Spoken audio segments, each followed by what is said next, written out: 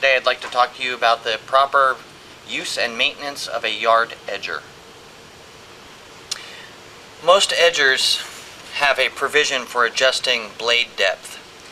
Sometimes you may not want your blade to go too deep, or sometimes you may need it deeper than what the factory had set it at, and that can be accomplished by simply loosening a nut and adjusting the guide wheel.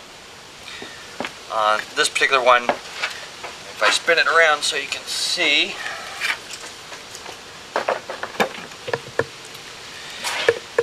when this wheel is all the way down like this, it keeps the blade from going too deep.